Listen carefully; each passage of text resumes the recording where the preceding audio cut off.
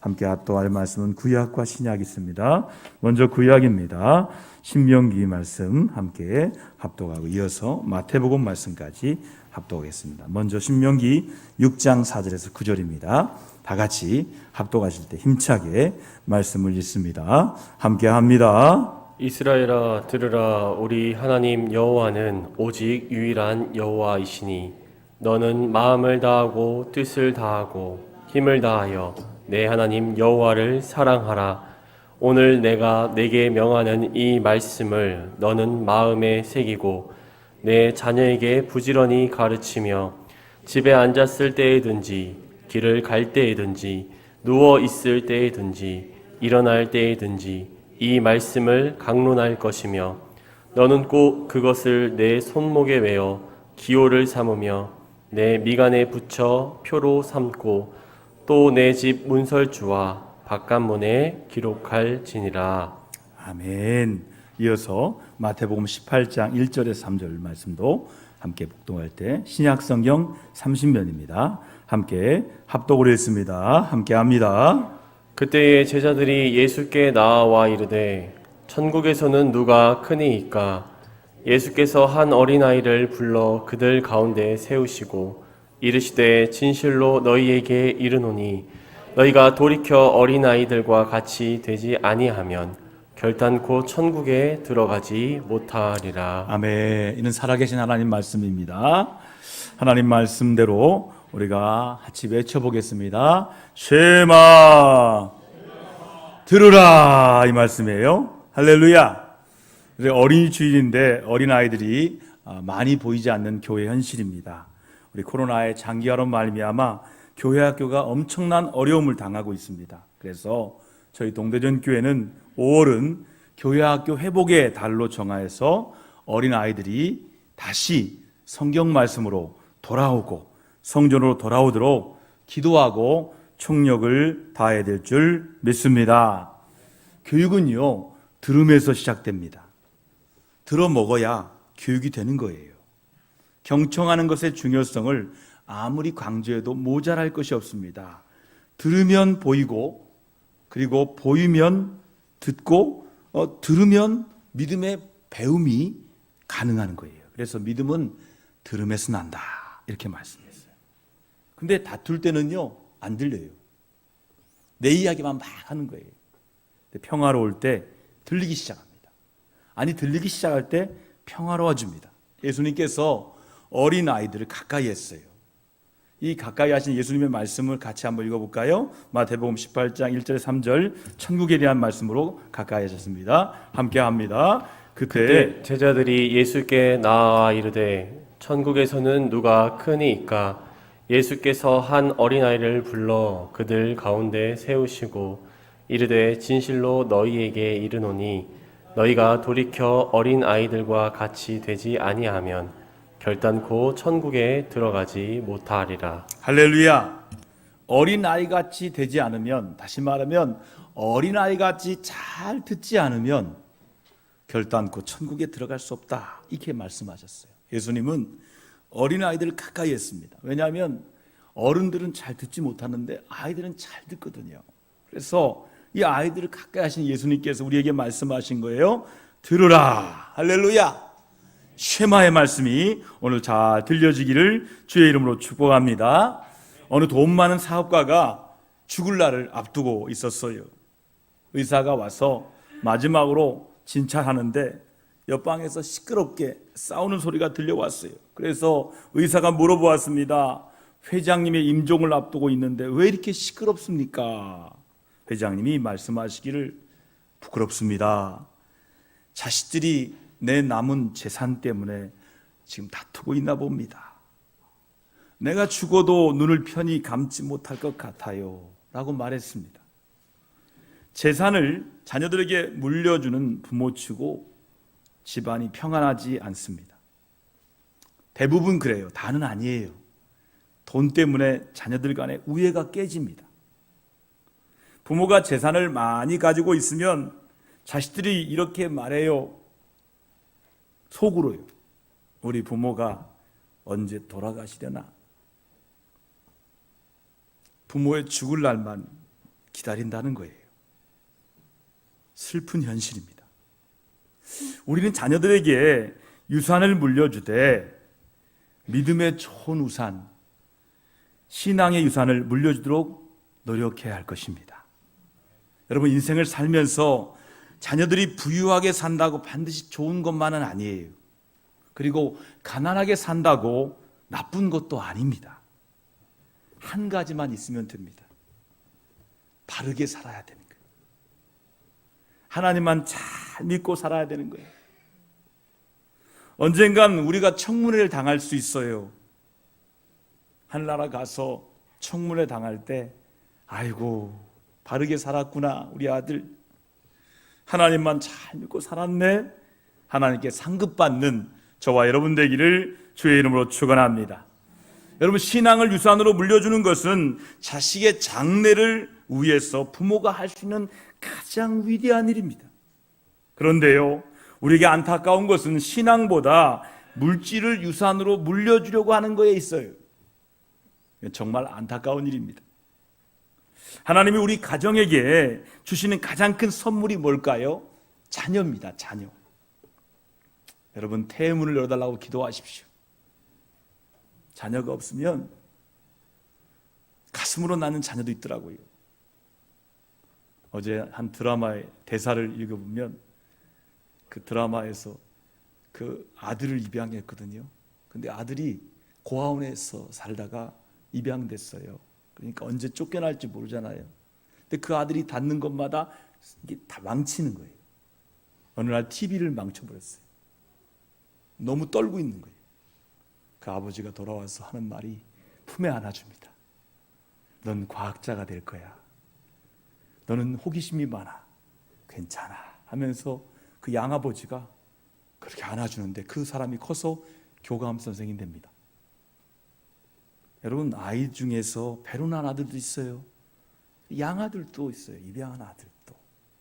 그런 아들들을 하나님 자녀들로 받는 것이 축복이라는 거예요. 내게 준 자녀, 양아들이든 낳은 아들이든 그 자녀들이 내게 축복이라는 거예요. 여러분, 시편 127편의 3절 이렇게 말씀했어요. 자식들은 여호와의 기업이다, 이렇게 말씀했어요. 어떤 명예나 재산보다도 자녀들만큼 귀한 것이 없다는 거예요. 우리는 자녀들을 바르게 양육해야 된다는 거예요. 성경대로 양육하는 것이 가장 바르게 양육하는 길인데요, 본문은 이스라엘의 교육 현장이라고 할 수 있는 너무나 소중한 말씀이에요. 자, 본문 말씀 6장 4절부터 같이 읽습니다. 함께합니다. 교육 현장을 같이 읽습니다. 함께합니다. 이스라엘아 들으라. 우리 하나님 여호와는 오직 유일한 여호와이시니 너는 마음을 다하고 뜻을 다하고 힘을 다하여 내 하나님 여호와를 사랑하라. 오늘 내가 내게 명하는 이 말씀을 너는 마음에 새기고 내 자녀에게 부지런히 가르치며 집에 앉았을 때에든지 길을 갈 때에든지 누워 있을 때에든지 일어날 때에든지 이 말씀을 강론할 것이며 너는 또 그것을 내 손목에 메어 기호를 삼으며 내 미간에 붙여 표로 삼고 또 내 집 문설주와 바깥문에 기록할지니라. 이렇게 말씀한 거예요. 이것을 이스라엘의 쉐마 교육이랍니다. 쉐마. 이 쉐마 교육은, 이 쉐마를 우리말로 말하면 들으라라고 번역할 수가 있어요. 이 쉐마의 말씀은 부모에 대한 말씀과 자녀에 대한 말씀으로 나눌 수가 있어요. 오늘 말씀은요, 6절과 7절을 중심으로 어린 자녀에 대한 쉐마의 말씀을 통해서 은혜를 나누겠습니다. 먼저 7절 같이 한번 읽어볼까요? 다시 한번 읽습니다. 내 자녀에게 부지런히 가르치며 집에 앉아있을 때든지 길을 갈 때든지 누워있을 때든지 일어날 때든지 이 말씀을 강론할 것이며 라고 말씀하고 있어요. 이것은 자녀들에게 부지런히 하나님 말씀을 가르쳐야 한다라고 말씀하고 있어요. 여기서 부지런히 가르치며 라는 말씀을 번역된 히브리어 동사를 보니까요, 무엇인가 두 번 이야기한다는 거예요.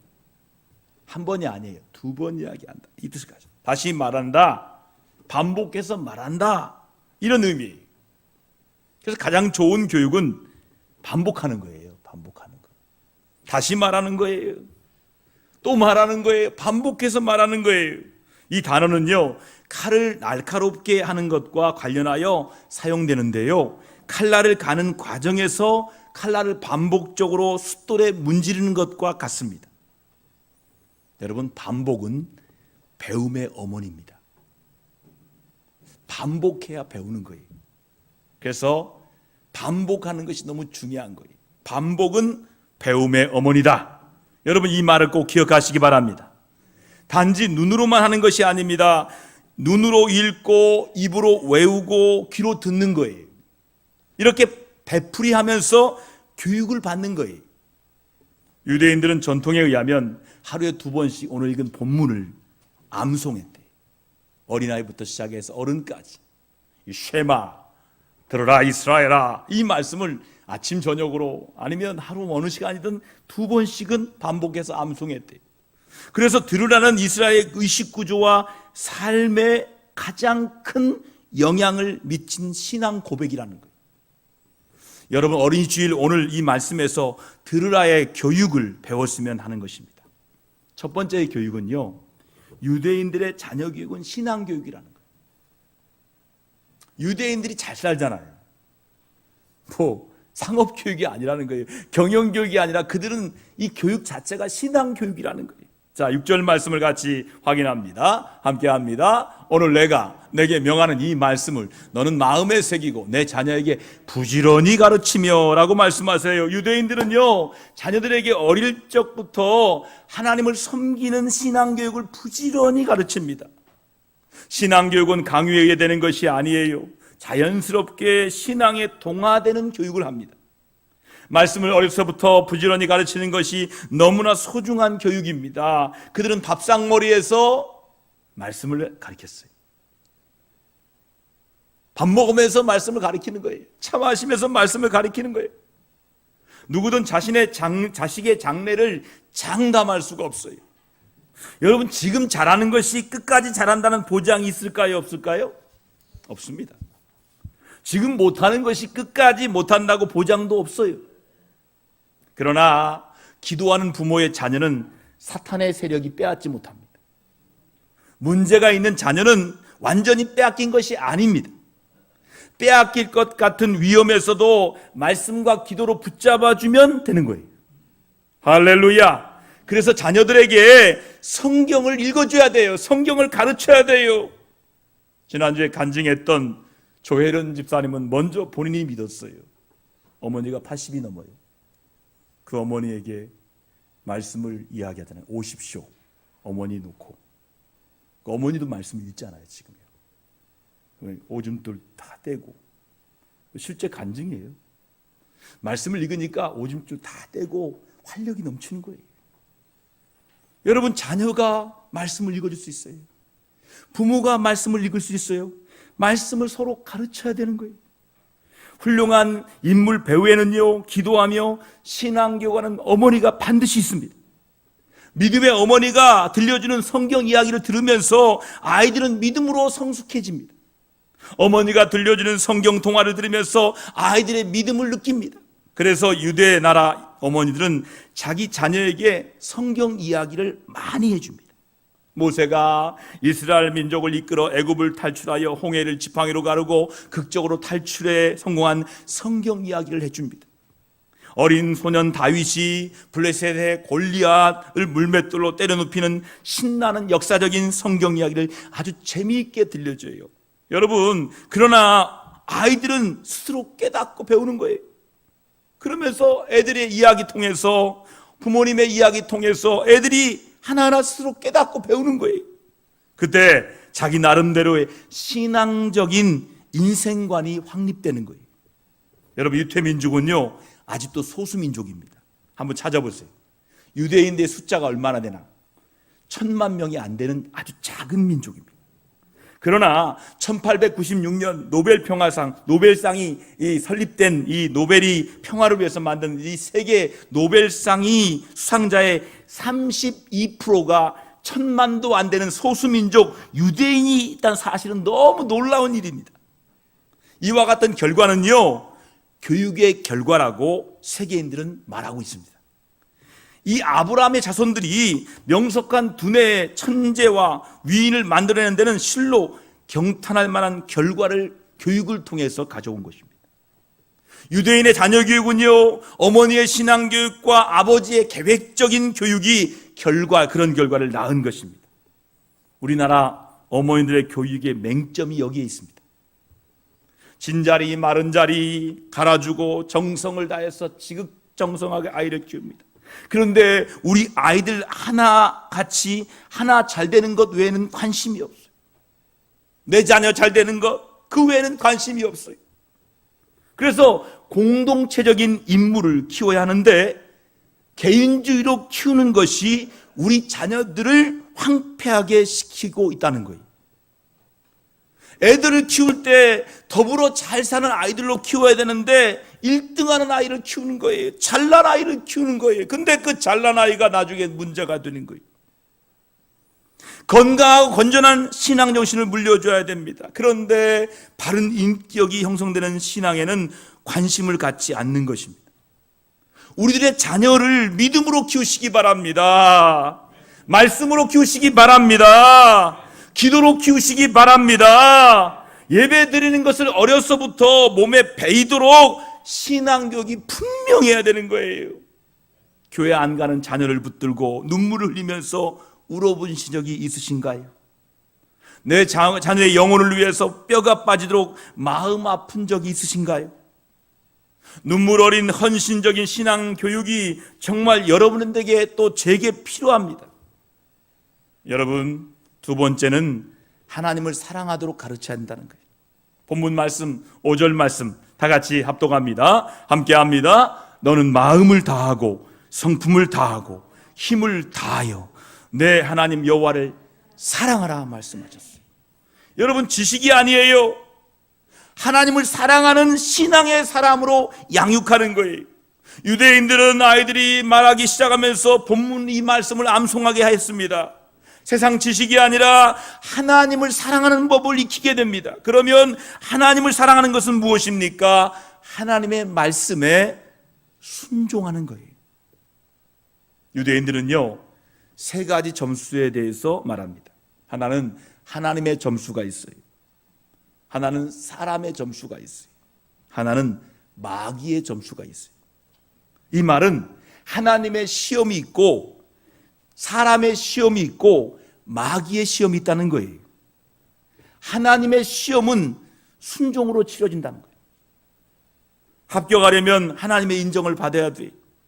그 능력으로 세계를 지배합니다. 그 능력으로 축복의 삶을 삽니다. 그 능력으로 실패할 땐 일어섭니다. 그리고 좌절하지 않고 위대한 꿈을 실현합니다. 이것은 하나님의 말씀에 순종하는 사람이 누리는 축복입니다. 여러분, 사람의 시험은요, 학교에서 선생님으로부터 치르는 시험이에요. 그것은 기억력으로 치르는 시험입니다. 그 시험에서 실력을 얻습니다. 그 실력으로 출세를 합니다. 그러나 그 실력이 자기 탐욕과 결탁할 때 아주 큰 범죄를 저지르게 됩니다.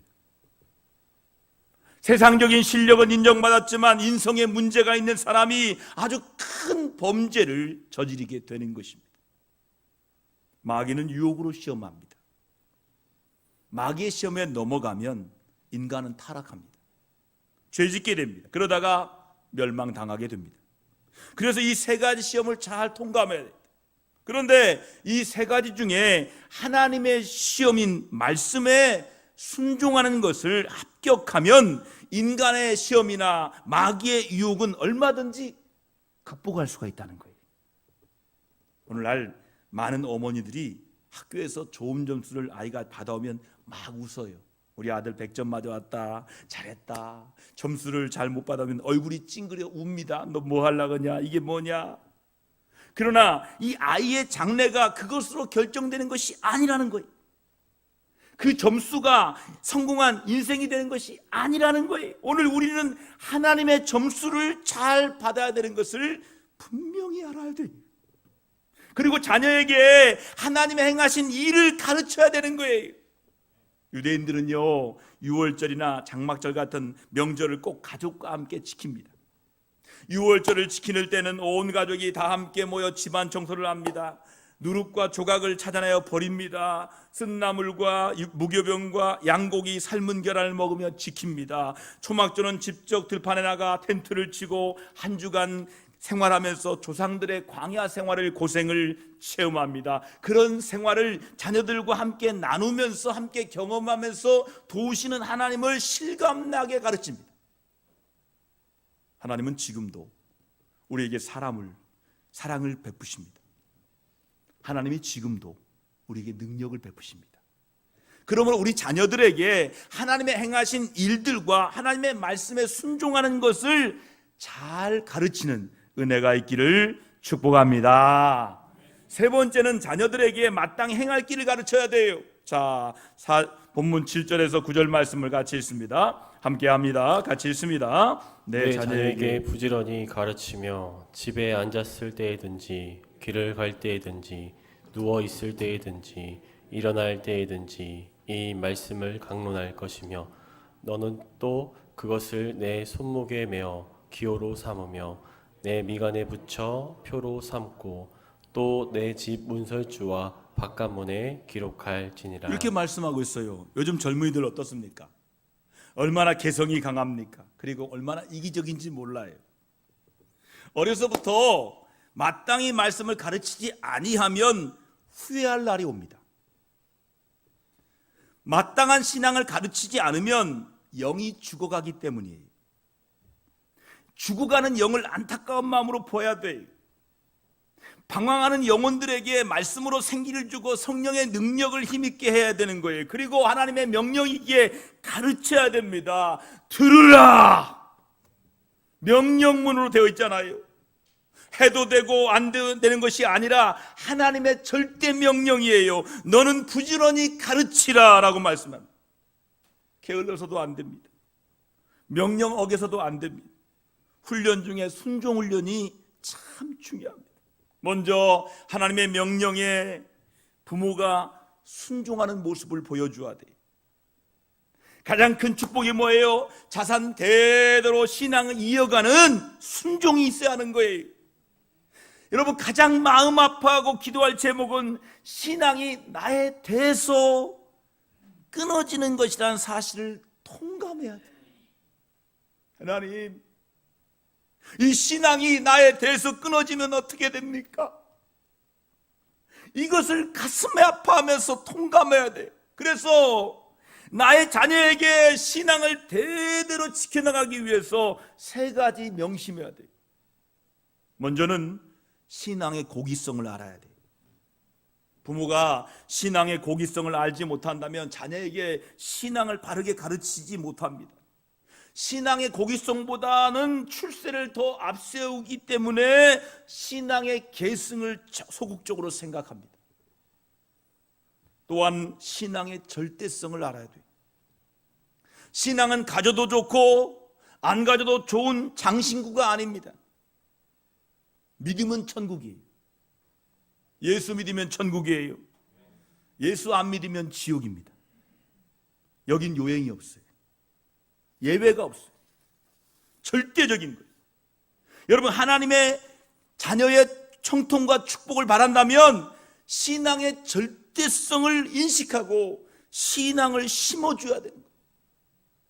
끝으로 신앙의 축복을 알아야 돼요. 내 자신은요, 어렵게 살아도 자녀는 더 잘 살기를 바라야 되는 거예요. 나는 곤고하나 우리 자녀는 평안하기를 바라야 됩니다. 축복의 길은 신앙의 길뿐이에요.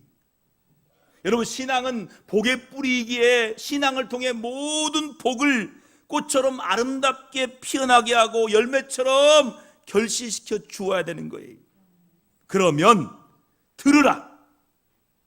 어디서 가르쳐야 할까요? 들으라. 이 교육의 장소는 가정이라는 거예요. 가정에서 가르쳐야 한다는 거예요. 이스라엘의 안식일에 신앙을 심어줘야 하는 거예요. 가정은 교육을 심어준 학교라는 거예요. 이스라엘의 짐은 호화로운 주택을 말하는 게 아니에요. 들으라가 있는 집을 말하는 거예요. 여러분, 이스라엘 온 가족은 뭐뇨? 메주자라는 작은 가죽 상자가 있습니다. 여러분 찾아보세요. 인터넷 검색하면 나와요. 메주자.